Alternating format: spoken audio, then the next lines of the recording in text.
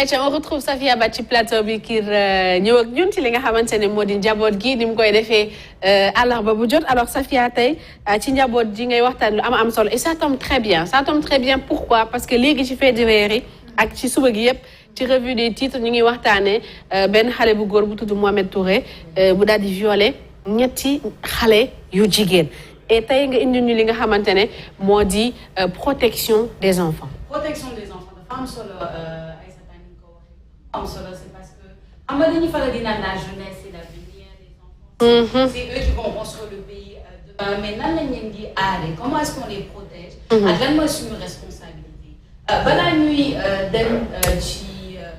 Très bien. Alors,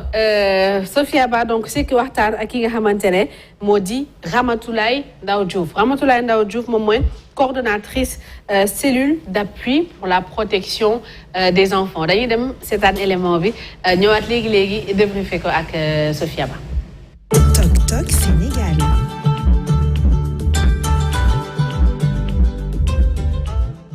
jërëjëf Safia. Sénégal ci atum 1990 31 juillet 1990 la daal di xaatim convention internationale des droits de l'enfant convention boobu nag dëkk yi ko signé yépp dafay wone seen cawaxte ak engagement bi nga xam ne moom la ñu am pour que àq ak yelleefu xale yépp ci Sénégal ñu respecté ko xale yooyu nag fu ñu munti jóge ak lu ñu munti doon ak bépp xeet bu nga xam ne foofu la ñu jóge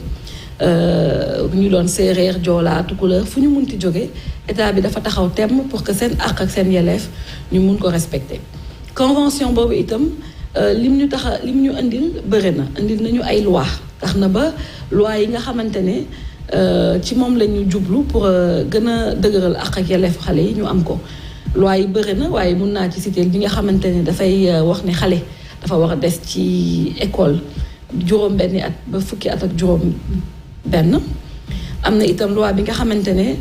dafay tax xale bi mun a doon nationalité sénégalaise ci yaayam bu yàgg ba papa rek moo mënoon jox nationalité sénégalaise doom léegi xale yi mun nañu am nationalité sénégalaise à travers seen yaay beneen loi bi itam mooy loi bu nga xamante ne dafay interdire la mendicité des enfants mu nekk loi bu am solo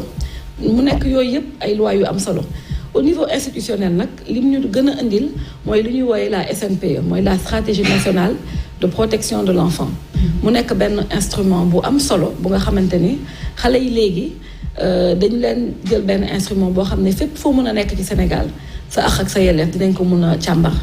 ñu daal di créer pour loolu lu ñuy wooye comité départemental de protection de l'enfance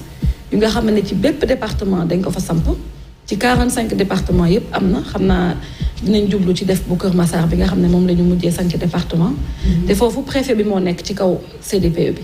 léegi bépp problème wala bépp jafe-jafe bu am ci département bi jëmale ko ci xale yi boo demee ci CDPE bi di nga fa mun a fekk préfet bi ak institution yeeg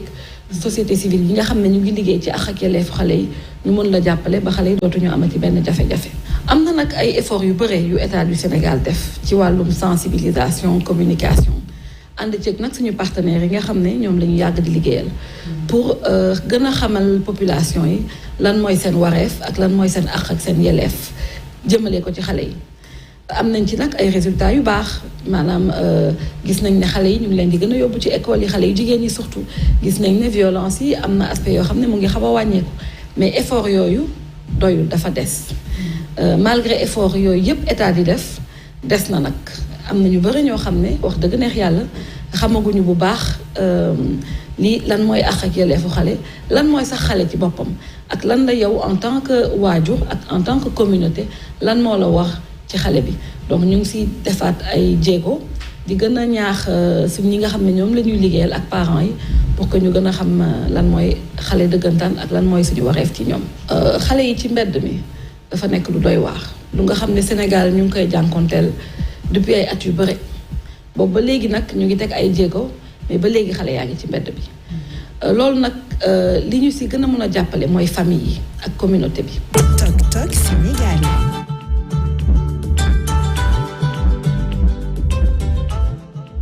Ramatoulaye Ndao Diouf di coordonnatrice cellule d'appui pour la protection des enfants.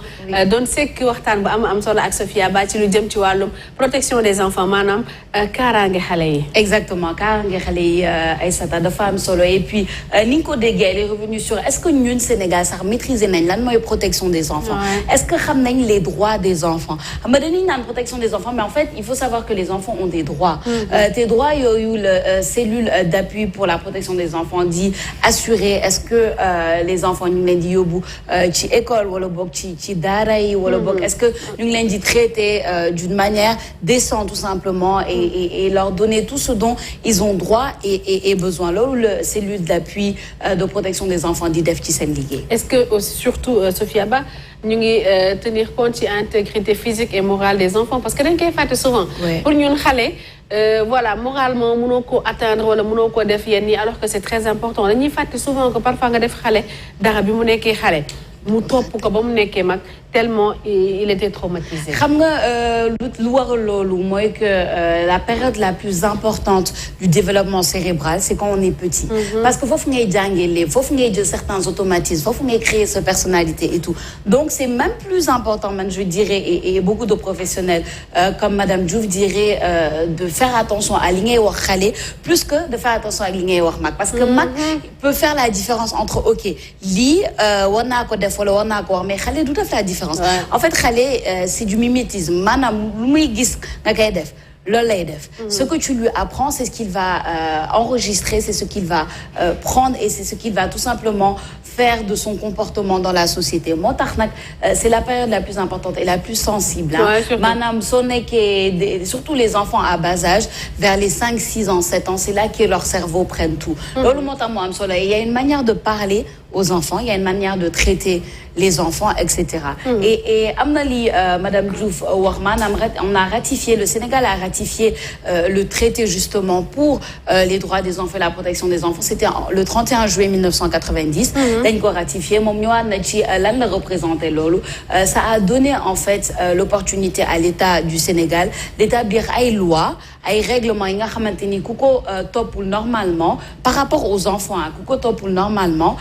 dina ci am ay sanctions par exemple le fait d'amener les enfants à l'école c'est une obligation buñ ko fàtte c'est une obligation ils ont droit à l'éducation ils ont droit à certains traitements yi nga xamante ni la loi les protège par rapport à ça il faut pas qu'on l'oublie alors ñoom ci ban cadre surtout lañuy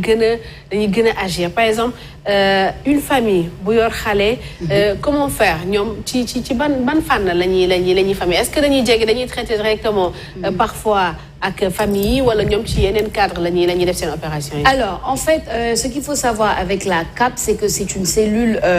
d'accompagnement c'est une cellule de protection maanaam ñoom du ñu dem directement ci famille. mais lan lañu def c'est que dañuy recenser chiffres yi par exemple Madame Diouf wax na ko léegi si on regarde le taux de scolarisation. moom nee na le taux de scolarisation a augmenté si on regarde il y a 10 ans il y a 20 ans maanaam les années 90 les années 2000 fi mu ne nii taux de scolarisation au xale ça a augmenté et surtout ce qui va peut-être étonner les gens chez les jeunes filles. Les jeunes filles vont de plus en plus à l'école lu tax parce que dafa bëri ay campagne de sensibilisation pour la scolarisation des jeunes filles ñu xam ne elles souffrent beaucoup de ce qu'on appelle le décrochage scolaire maanaam xale yu jigéen ñi dañ daan dugg ci école yi mais pour les maintenir à l'école c'était tout un problème parce que souvent elles se mariaient tôt en classe de seconde ñu décrochaient surtout avec des grossesses dans certaines zones surtout man sama mbokk yi fi ñu nekk et tout c'était plus compliqué parce que dañ leen di marier à l'âge adolescent donc nga nekk xale nekk école ñu marié la da ngay jékki-jékki rek nga arrêté. da ngay arrêté surtout quand les grossesses s'en suivent parce que lu topp mariage en général c'est ça c'est les grossesses c'est la vie de famille maintenant qui commence moo tax xale yi du ñu am sax finalement ce truc d'aller à l'école donc ce que la CAP fait par rapport à ça c'est de recenser les chiffres et ensuite d'organiser ay campagnes de sensibilisation organiser des comités yi nga xam dañuy dem sensibiliser wu d'une manière générale dans certaines localités pour par exemple la scolarisation ils ont vu que ça marchait beaucoup parce que fi mu ne nii le taux de scolarisation est vraiment en montée dans certaines zones par rapport aux jeunes filles et aux enfants en général. Très bien en tout cas c'était très intéressant protection des enfants bu ñu protéger xale yi rek Sophia je pense on protège la nation. Parce que xale yi ñoom ñooy def réew mi ëllëg ñu lay jaajëfal di jaajëfal madame Diouf bu baax a baax. Merci beaucoup Aïssata. Juste pour rajouter quelque chose balaa ñuy pare c'est que elle est revenue madame Diouf ci benn phénomène yi nga xam ne mooy les enfants talibés les enfants dans la rue. waaw parce que question bi ma ko laaj mooy est-ce que vraiment on peut y venir à bout et comment plus sensibiliser sur ça parce que dafa nekk phénomène bi nga xamante ni tey jii tu circules dans les rues de Dakar dafa mel ni on a perdu même cette sensibilité là dañuy normaliser en fait le fait de gis xale yu ndaw di yalwaan ci mbedd yi et tout ça que ce soit des filles maintenant comme des garçons de plus en plus de jeunes filles comment ne pas normaliser ça te moom wax na ci nee na la CAP travaille énormément sur ça et c'est encore par sensibilisation parce que li nga xamante ni ça devient quand même ancré